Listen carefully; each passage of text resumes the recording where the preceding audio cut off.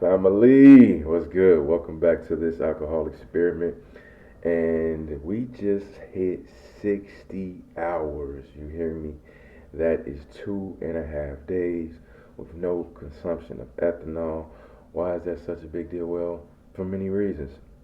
Um, Bringing in a new, well, the last year I've been sharing this that I did this experiment. Well, my gift to myself for my 33rd birthday, I had lost everything bringing my 33rd in. I thought I had plans to do this and that, but gambling and risking and the drinking alcohol, it is a one-way ticket to nothing, to devastation. Okay, when you drink it, yeah, you're gonna feel exhilarated in that moment, but as you continue to drink, and because I've been drinking, or I had been drinking for 15 years, you could understand that my tolerance is very, very high, and me being who I am, I struggle with balance, tend to be pretty extreme. You know what I mean? Even when I'm dealing with conflict, this is a little off topic. It's either like either we're calm or it's still a lot of tension. Where it's like it doesn't have to be that. It can be like balance in the middle. So anyway, my drinking is very extreme, right? And so 60 hours. I just want to give you an update of what that felt like.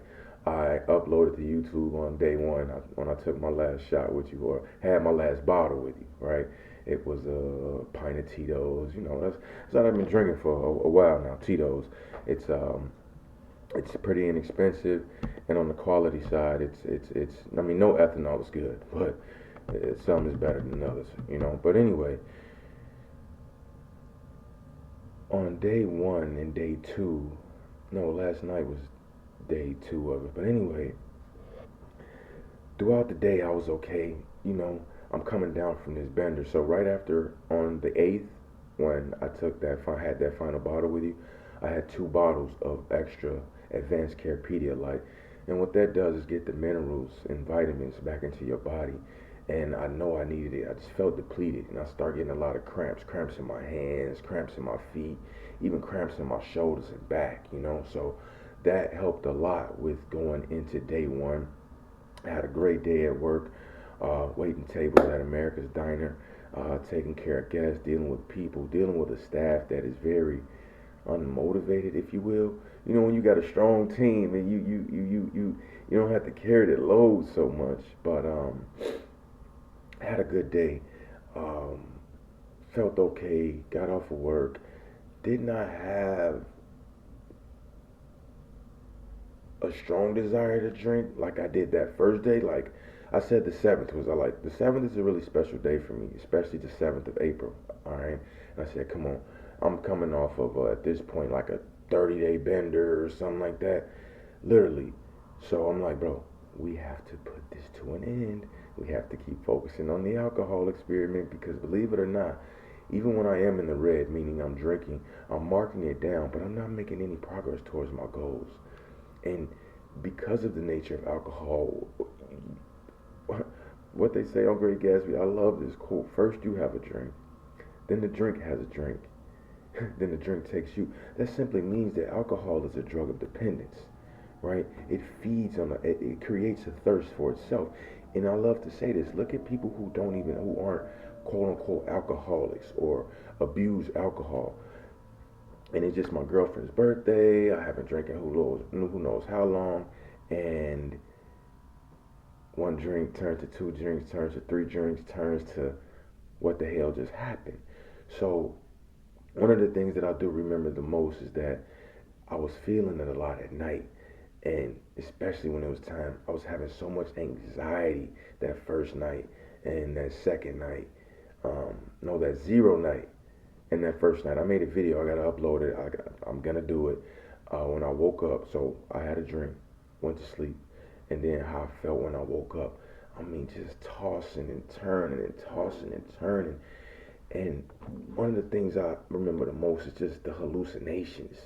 You know what I mean? Like you thought you saw something, or maybe your shadow comes, hits a wall, and you know, it's just like it's crazy at what it does. And I've been on this journey a long time, especially the last 3 years, with just like, brother, come on, come on.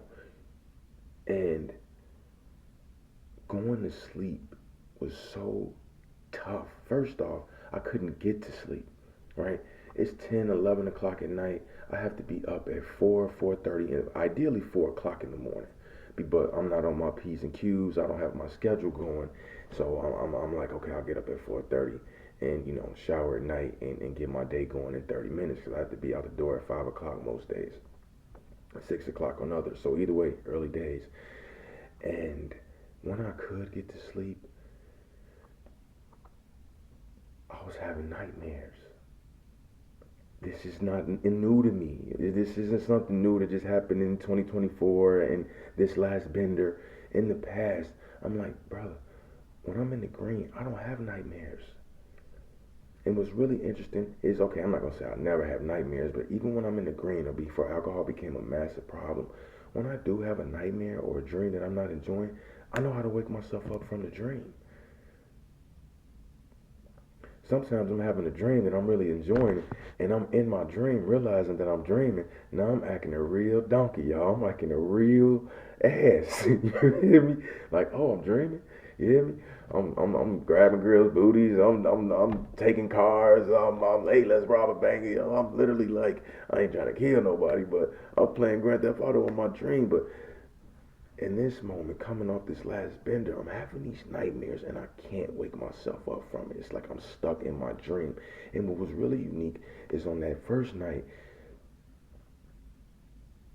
man, see, that's why I want to shoot these videos so I don't have to remember or at least write it down, but just shoot the video, drop the content, right? We already at 6 minutes, time flies. Someone kept trying to stomp me, like literally like stomp me to death, you know what I mean? And I couldn't wake myself up from it, but eventually you wake up from the dream, and I'm like, why am I having that dream? Like, you know what I'm saying? In the nightmare, I'm scared. Like, my body just full of fear. Second night, right? This after I had the Pedialyte, I got off work. I handled a little bit of business, and I got home. I was forcing myself to eat. You know what I'm saying? Trying to eat some salads, get some greens on my stomach, a little bit of fiber. And the second night, people kept drawing guns on me in the dream. Now, guns aren't something that are foreign to me. This is a topic for a whole nother project. But I don't many over a decade ago, but when I was deep in that lifestyle where, you know, maybe someone will pull a gun on me. It could happen at any point here in Chicago, but people keep drawing guns on me, and I can't wake myself up from the dream. So now I'm fighting back. I don't have a gun because if I had a gun, I would have been flashing. I would have been flash, flash, flash, click. You know what I'm saying? But I couldn't wake myself up. I didn't have no weapon, so I had to fight with my hands. And then it's like the person would be about to pull the trigger, and I'll wake up, and I'm like, man, what is this about?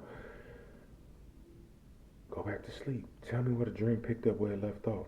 Now it might be slightly because I remember the first that when I was having once the first night it was a lot of stomping and fighting and craziness. Then the second night it was a lot of weapons involved. Then I go back to sleep. Then it will be three dudes and one of them got a weapon. Now it's 3-on-1 and a 4-on-1. Three guys against me and a weapon. I got no chance, but I can't wake myself up from the dream. When I tell you this happened like 3 times.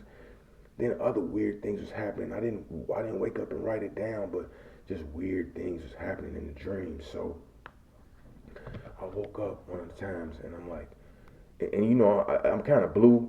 I'm happy I woke up from this nightmare, but at the same time now I'm like, now I gotta fall back asleep. You know what I'm saying? Like, but I was like, why am I having these dreams? And something said to me, you have these dreams when you're going through withdrawals.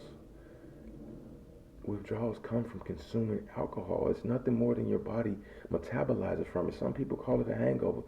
I'm beyond a little mild hangover. I'm deep. I was deep in the trap, deep in the alcohol trap.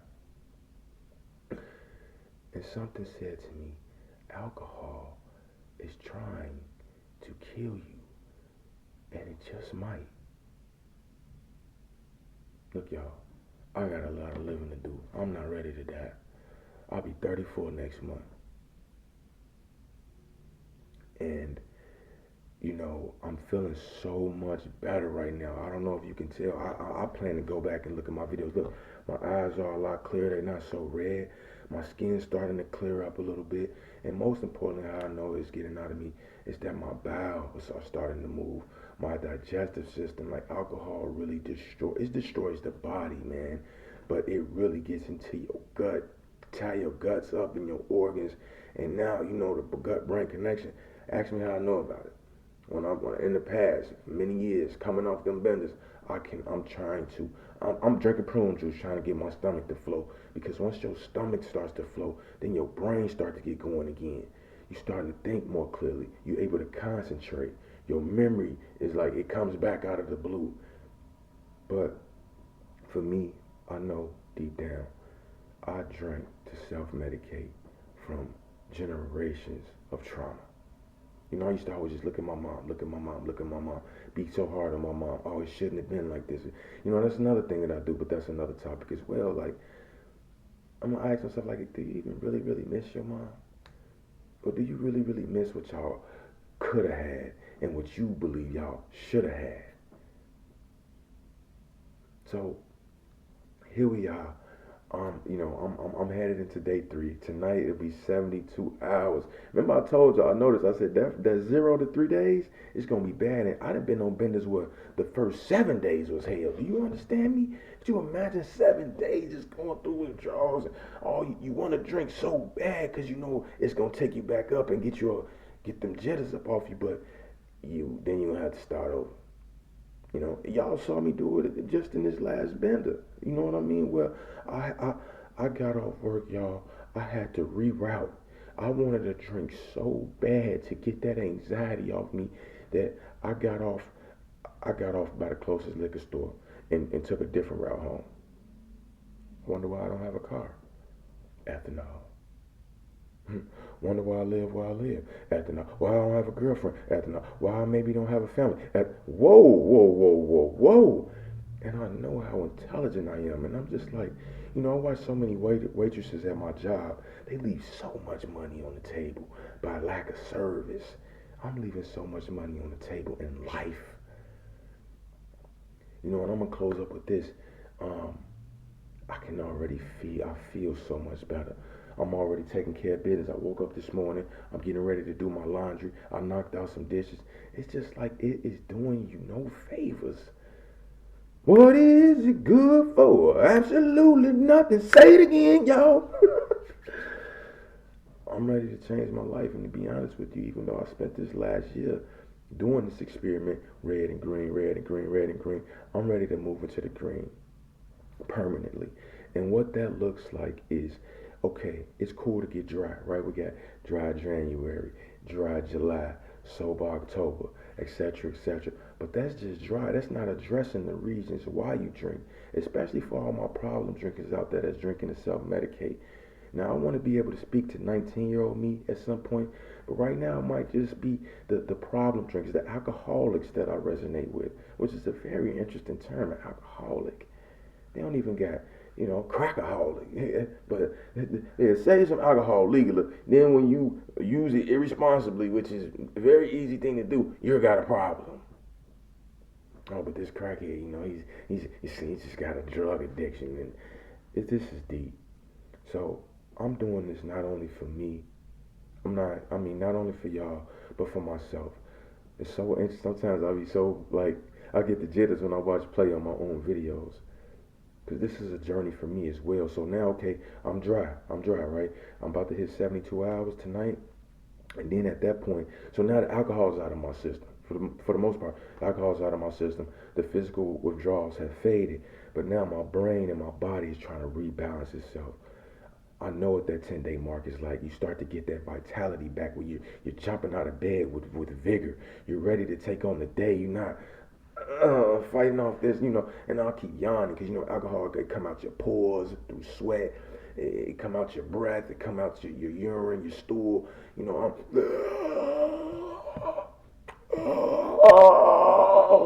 it's like I'm a beast or something, bro. But they call it a spirit, y'all.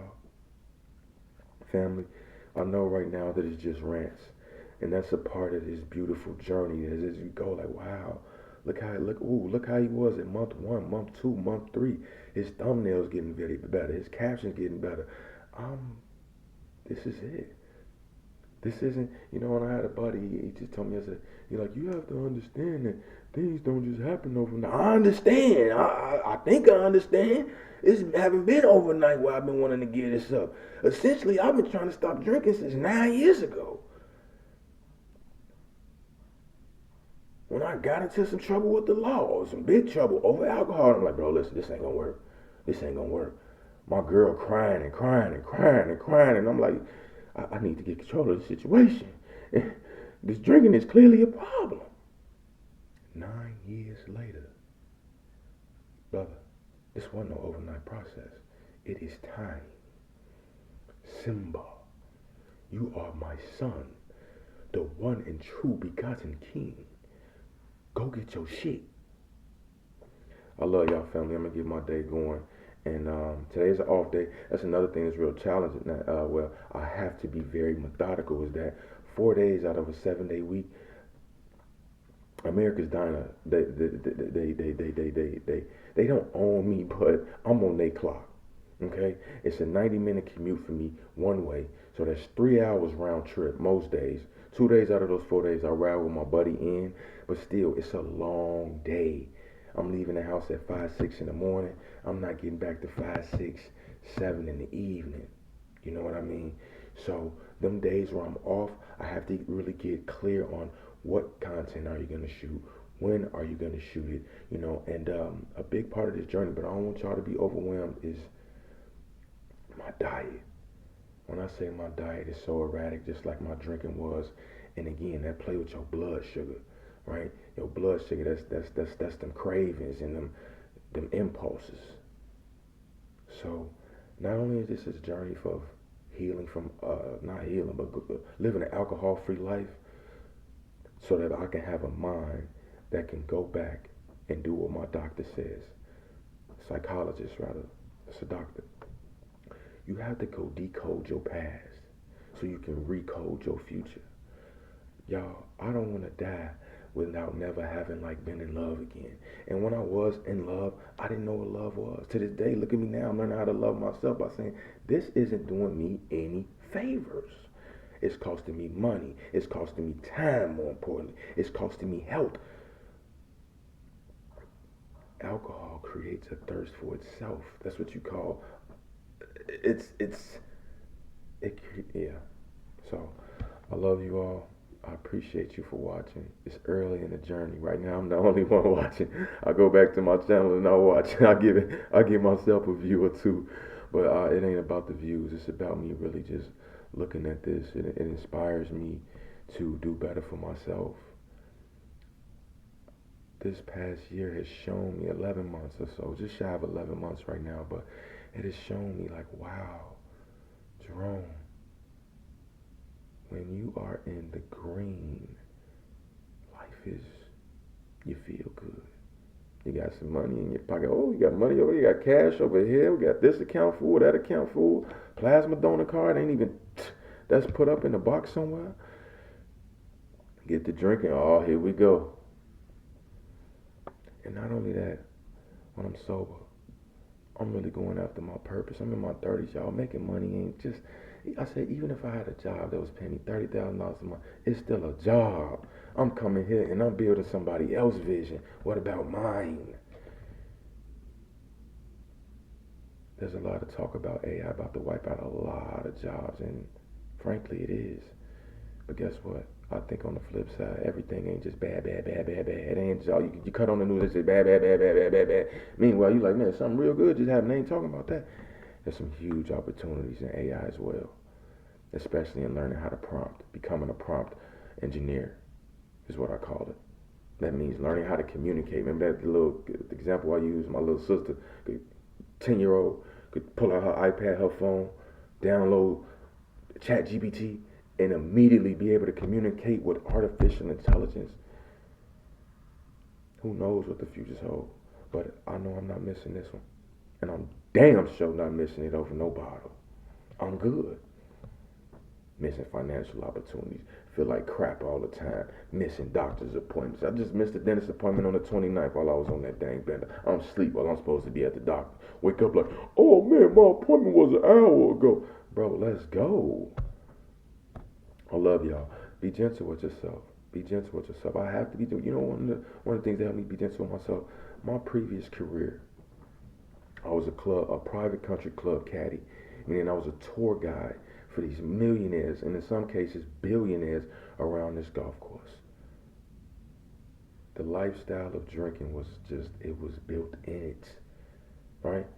I show up to Denny's, I show up to America's Diner, drunk. My boss going, what, your boy? You need a peppermint. You don't take a break. I do that at the golf course. Hey, Ron, what's up, man? I said, what's up, Mr. Mo? Well, boy, we had a long night last night. I say, man, me too. He said, we about to get right back to it. Double cup me. Shit, I just had a couple shots this morning. I ain't gonna lie. Gas station starts selling it at 6. My job ain't starts at 7:30. I've been sipping already, Mr. Mo, but go ahead. Throw that out right at the teeth. Dang, just slurp that. That's how we getting down. It was a part of my lifestyle, and I enjoyed that. Not just getting drunk all the time, but being a club caddy. Once I hit my early 30s, I'm like, bro, what's my purpose out here? Little did I know that my pain would turn into my passion. I love y'all. Much love. Until the next one.